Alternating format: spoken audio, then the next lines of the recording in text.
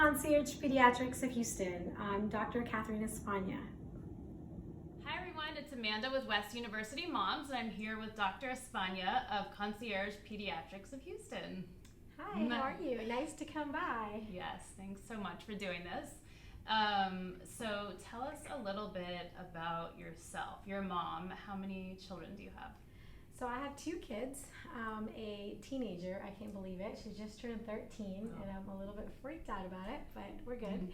And I have a 10-year-old. He just turned 10 as well. So we had two big birthdays literally within a month apart. What is your favorite family-friendly restaurant in Houston? So I recently, because of my daughter's birthday, we actually went to brunch at the 401 in Bel Air. Love that place. And I'd never been there before, and I live super close to it, so I was ashamed that I had not been there before, and we really liked it. Yeah. That they have a little playroom for the kids, and the food's good, and it's healthy, and it's great. And it's spacious, and there's good parking. Right. And then the other place that I really like, that it's a pizza place called the Gypsy Poet. Oh. And it's on like Midtown-ish area, and I think the pizza is just really, really good, and it's just laid back, sort of artsy atmosphere. Oh. And I think it's great to go with the family as well. Nice. And tell us a little bit about what you do. So I'm a little bit different the way that we practice pediatrics. And so we are a concierge-like model, but really we are more of what it's called direct primary care, meaning we do not work with insurance at all. It is a membership type basis.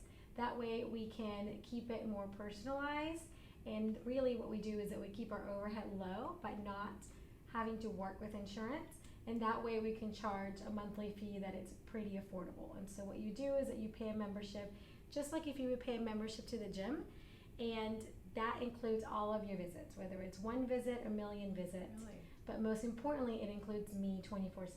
So all my patients have my phone number, my email, I get pictures, videos, and anything that you can imagine all the time, because I am just access to them.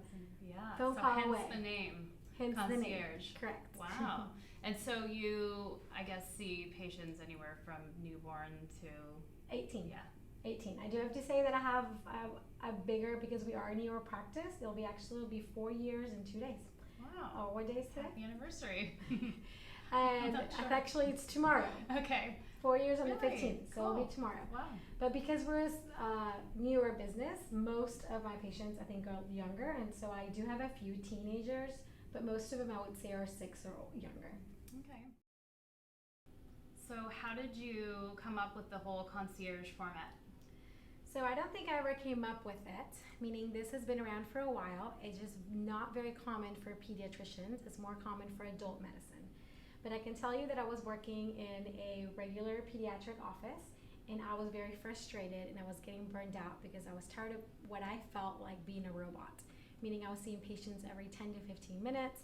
So I would see, anywhere between 30 to 40 patients a day, and just didn't feel like I was giving my patients what I thought a pediatrician should do, which was spend time with them, as far as the development of the child, not just, is your kid breathing, is it good? Yeah, and exactly, not to feel like they're a number, but they actually have a first name and a last name. And so over here, the way that it works is all checkups are actually scheduled for an hour long. You don't have to sit here and with me for an hour, but you do have a whole hour, so we have time to talk about whatever your needs. Every mom needs are different. So if it's breastfeeding, or if it's my teenager is acting like a teenager, or whatever, right. If it's puberty, whatever you want to talk about, we have time to do that. That's incredible. So they're not in and out. You don't be like, oh, bothering the doctor. No, That's there's awesome. never a bother. And people, at least other pediatricians, when they heard that I was doing this, that is the first thing that they were really worried about is, oh, you're going to get called all the time. And I have to tell you, my patients are so respectful, and they do. When they text me or anything, send me an email over the weekend, it always proceeds, I'm so sorry to bother you. You are not bothering me right. at all. And I tell them that this is what I want to do, and this is my job, and I actually love, hearing from them. So I rather you get advice from me than get it from the internet out of who right. knows who, or that you run for an urgent care or to an emergency room without really having the need to do that over the weekend. And then the other thing, sick visits are 30 minutes long, so it's still much longer than the regular.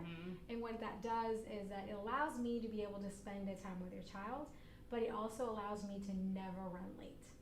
And so I know a lot of moms get really, that's so great. Oh my God. get really frustrated where you're waiting 45 minutes in the waiting room to see the doctor for 10 minutes. Right.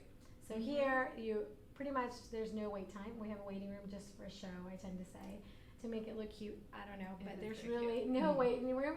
If your appointment's at 2, we see you at 2. I love it. You think you've done an amazing job, and it shows that you really care about your patients, and you're like really, you're putting them first, and that's so important, especially to us moms, to know that they're in good hands. Absolutely. that's I feel like that's why I went and do pediatrics. I wanted to make sure. That's what I love about general pediatrics, is not just about when your child's getting sick, but it's also just about everything in development and really supporting moms. It's not easy being a mom. We don't know what we're doing. And no child, and I joke with everybody, and I say, did you not read the manual that came out right after the baby? Yeah, there's no manual. I wish there was. And so us all, including me, I don't feel like I'm not perfect and don't know what I'm doing 100% of the time. So it's nice to be able to support that. So then, speaking of motherhood, how do you juggle being a pediatrician and then a full-time mom to 2 kids? It is hard, and I think where any working parent is hard. You always have that mommy guilt. You're thinking, well, you want your career or you want to excel in whatever it is you're doing, but you're always thinking, am I missing something? To me, this job has been able to give me the perfect of both worlds. Yes, I am on call 24/7, but I think that I have a little bit better of managed my own time that I did when I was working in a regular pediatrician's office. Right. Okay? And so it's just the way that my job is right now. But as any working mom, I think the most important thing is to be organized. I think if you're organized and you really sit down, and it's something that I have learned, sit down on Sunday night and look through ahead of what's ahead of whatever your child's things that they have to do or what it is that you have to do at work. I think it keeps us more in line and a little bit more sane than sometimes when I wasn't as organized, and that's something that I've learned. Especially opening your own practice and being an entrepreneur is a whole different ballgame, because you're on 7 days a week all the time. But I think if you're organized and you know what's going on, then it makes life a little easier. Awesome. So last question, this is just a fun one. What would you tell the old you prior to having kids?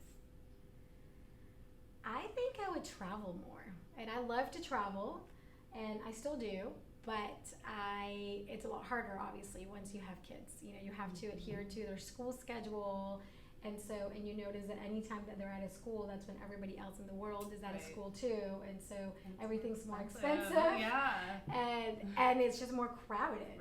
And so I think that's what I would say. I would say, no matter, you always think you don't have enough money, and this is just a thing that I personally believe.